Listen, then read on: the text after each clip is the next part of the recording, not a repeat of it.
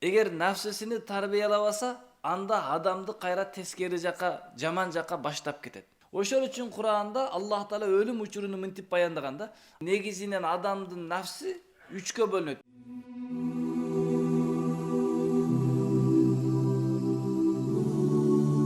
Yusuf aleyhissalatu vesselam türmödөн çıkkanda aktалды.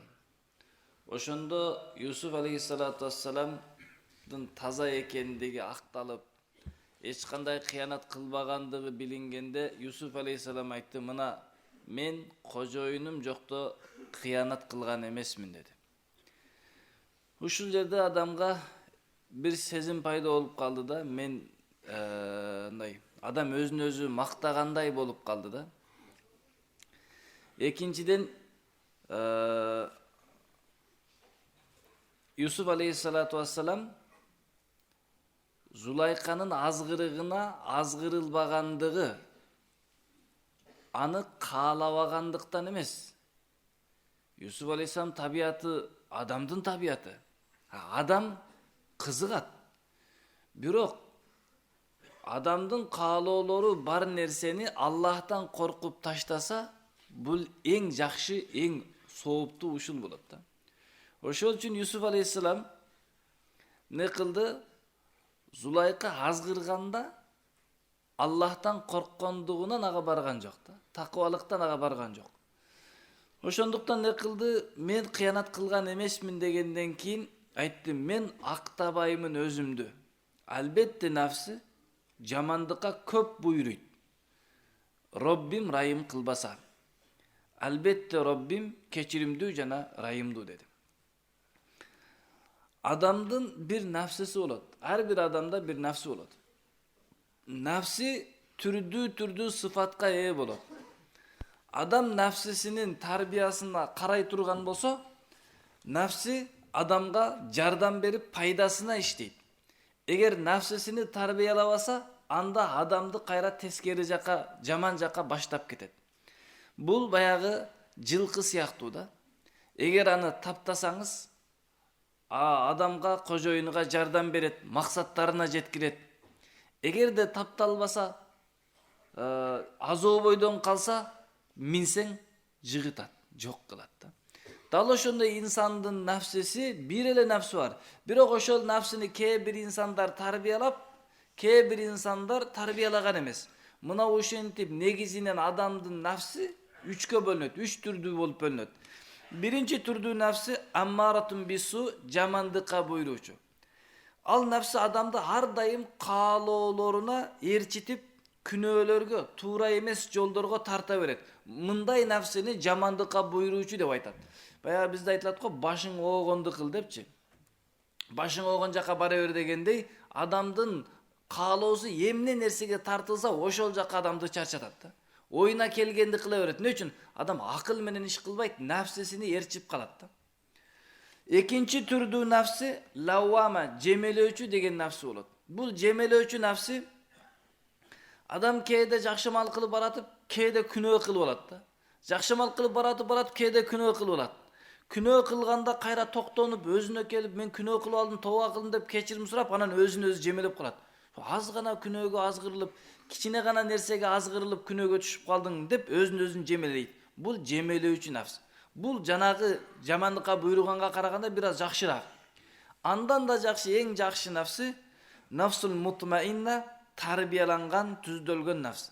Ал адамдын нафсиси, каалоолору ар дайым жакшылык болот. Кур'ан окуганга, жакшы мал кылганга, садака кылганга, элге жакшылык кылганга, Аллага моюн сунганга ар дайым анын ой кыялында жакшы иш кылсам деген ой менен жашайт. Мына ушул инсандын нафсиси тарбияланган болот да. Эми нафси болбосо, жакшы дагы кыла албайбыз, жаман да кыла албайбыз. Себеби мына карайлык, мына бул мечитте турган нерселер, булардын нафсиси жок. Ошондон булар жакшылык да кылбайт, жамандык да кылбайт. Чарчабайт да, кыйналбайт да, каалабайт дагы да. Жаныбарларда нафси бар, бирок алар тарбияланбайт да. Только каалоо аналарчы. Ошондуктан инсандын нафсисини тарбиялай турган болсо, инсанды ийгиликке жеткизет. Жанагы тарбияланган ат сыяктуу максатыңа жеткизет, жаннатка жеткизет. Эгер нафсини тарбиялабай бош коюп жүргөрсө, азоо аттай адамды жыгытат, бир күн кор кылат да. Ошол үчүн тарбияланган нафсы ушунчалык деңгээлге жетет, Аллах берген нерсеге разы болуп калат да. Ал Аллах берген нерсеге разы болгондо Аллах бул инсанга разы болуп калат. Ошол үчүн Кур'анда Аллах Таала өлүм учуруну мынтип баяндаганда, адам нафсисини тарбиялап, каалоосунан тыйып, Алланын буйруктарына баш ийдирген болсо, өлүм учурунда өлүм периштеси келип алыстан кайрылат, жаннатты көрсөтүп туруп көзүнөчү. Я айятухан нафсул мутмаинна, о тарбияланган нафс, иржии кайткының. Аллахтан келген нафс. Айтат, иржии кайткының. Ила роббик, роббиңе. Радиятан, сен алзаттан, роббиңден разы болгон абалыңда. Аллах бул дүйнөдө кедейлик берди, ден соолугун алды, же байлык берди, же дагы кыйынчылык берди. Бардыгына разы болгондуктан не кылат? Сен разы болгондук абалыңдан Аллахка кайткының, сенден да разы болунган абалда болосуң. Демек, Аллах дагы сенден разы болот деди. Фадхули киргинин фи ибади, менин эң өзгөчө кулдарымдын катарына, вадхули жаннати, менин даядаган жаннатыма киргин деп баягы нафсиге өлүм периштеси мына ушинтип кабар салат да. Ошондуктан нафсини тарбиялаш керек. Адамдар нафсиге байлагы карап салыштырганда 3 түрдүү болот. Кээ бир адамдар толук нафсинин кулу болот. Кээ бир адамдар толук нафсисини кул кылып башкарып алган болот. Нафсисинин кожоюну болот. Ал эми кээ бир инсандар нафсисинин кулу болоюн деп, кайра кулдактан чыгайын деп аракетте жүргөн болот да. Ошондуктан кайсыл адамдын ою, кыялы дүйнө чогултуу, топурак менен мал чогултуу боло турган болсо, демек бул адам нафсисинин кулу болот. Топурак дегендин мааниси үй, имараттарга кызыгып, ошону жаңылап, ошону ремонттоп, ошонун кымбатынан, сентринен, элитнийинен, дагы бир нерсесинен алайын деп эле кыялдансаң, демек топурак чогултканга аракет кылып атпсың. Машина, байлык, дагы бир нерсе издесең, мал дүйнө издеп жатпсың. Кайсыл адамдын кыялы кечинде жатканда, эрте менен турганда ойлонот адам.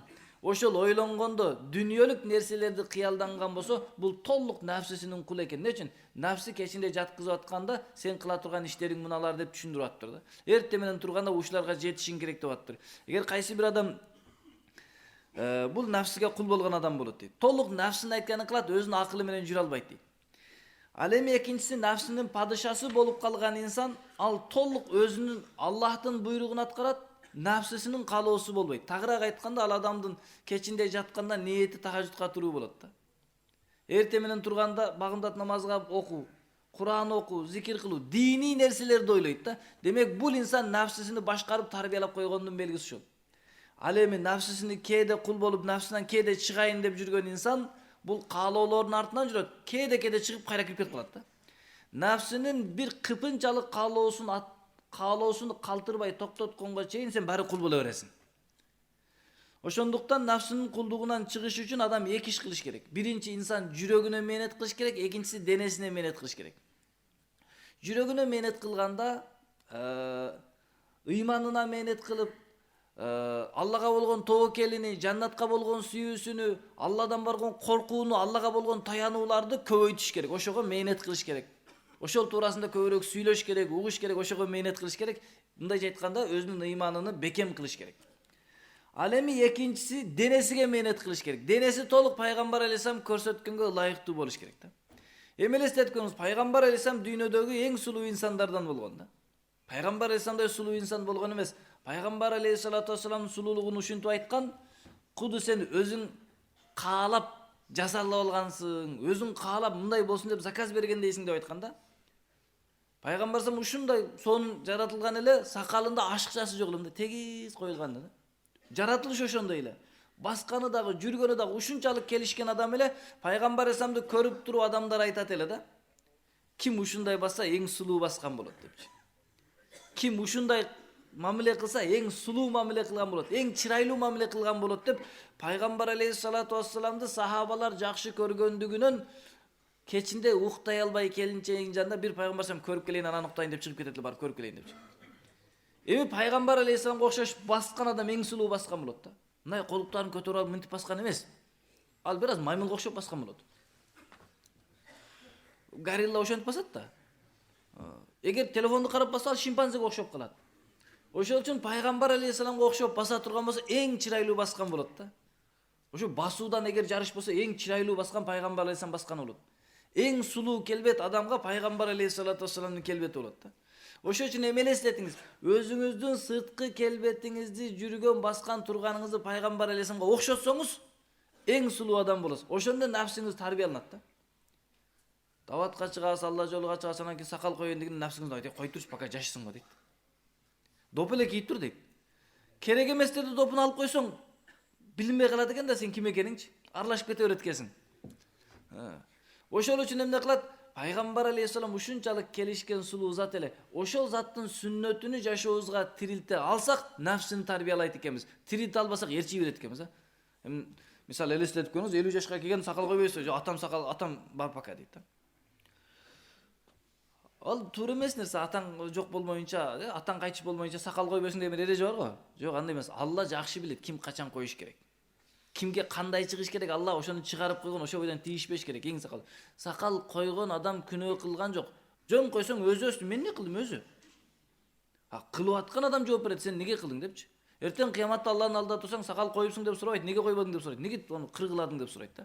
Мен муну неге айтып атам? Адам өзүнүн жашоосунда сүннөт алып келе албаса, демек нафсисин калоосун кылып атыптыр деген сөз да. Шариатка ылайыктуу тамактана албаса, же шариатка ылайыктуу уктай албаса, же өзүнө жoko шариатка ылайыктуу мамиле кыла албаса, денесини шариатка ылайыктуу кыла албаса, демек нафсисиге ылайыктуу кылып атыптыр да, жашоодун бүт барынчы. Ошол үчүн биринчи жүрөккө, экинчи дене менен менет кылат экенбиз.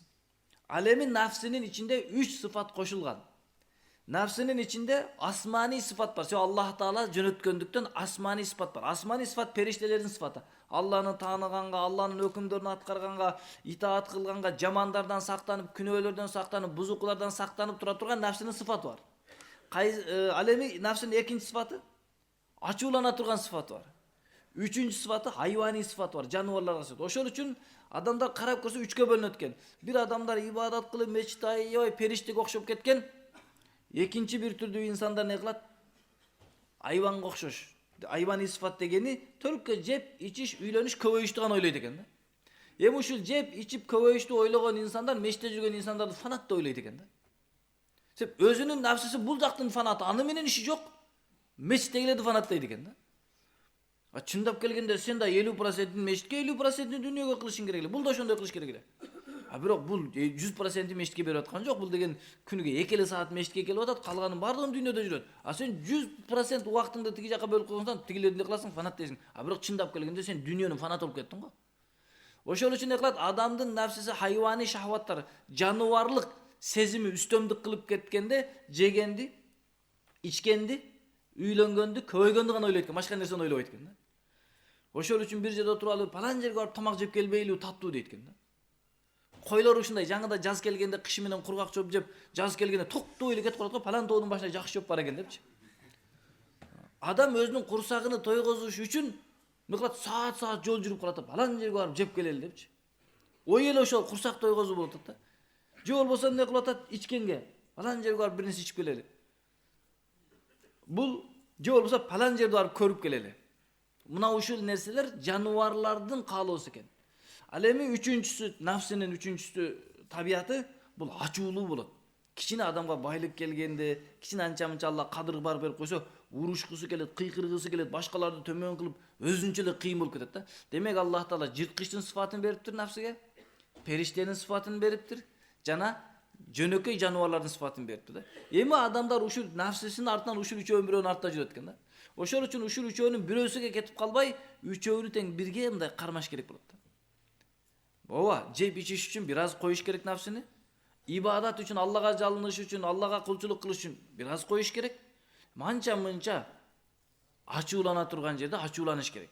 Сизге бирөө тийсе ачууланбайсыз, ачууланыштын орду бар. Кайсыр жерде ачууланыш керек деп.